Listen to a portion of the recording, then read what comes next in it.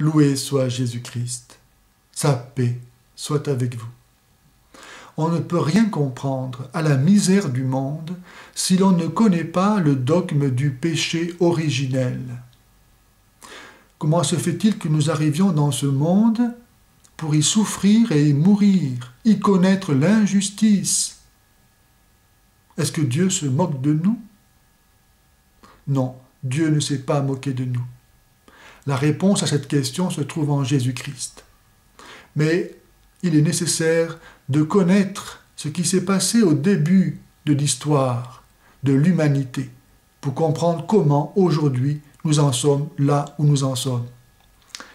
Au début donc de l'histoire de l'humanité, lorsque Dieu, dans sa bonté, ayant tout créé à partir de rien, gratuitement, par amour, a amené Adam et Ève, nos premiers parents, dans le paradis terrestre. Il leur a dit, voilà, vous pouvez manger du fruit de tous les arbres du jardin, mais je vous interdis de manger du fruit de l'arbre de la connaissance du bien et du mal, parce que si vous en mangiez, vous mourrez.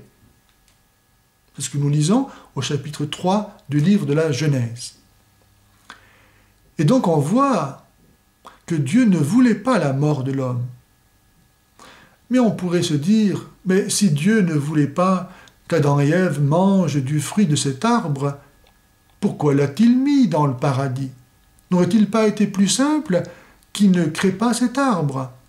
Est-ce que Dieu serait un sadique ayant mis un piège à loup dans le jardin et attendant de voir si Adam et Ève vont y tomber dedans?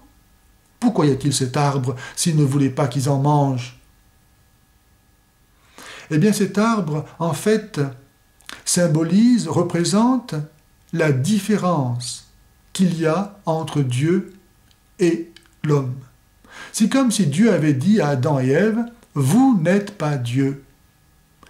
Acceptez que nous soyons différents, qu'il y ait entre nous une différence. » Cette différence se caractérise, se matérialise par le fait que vous recevez de moi la vie, tout ce que vous avez, gratuitement, et que vous devez accepter de rester en relation avec moi pour continuer à vivre.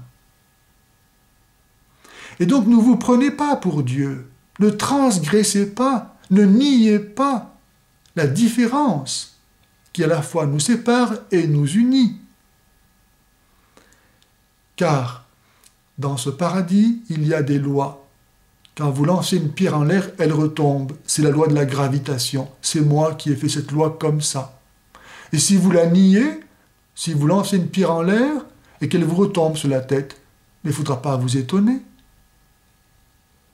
Et de même, dans le monde moral, spirituel, il y a des lois. Ce qui est bien n'est pas mal, et ce qui est mal n'est pas bien.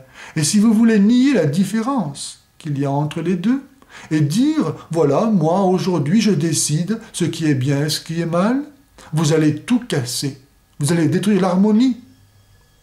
Acceptez que je sois Dieu. Vous, soyez qui vous êtes.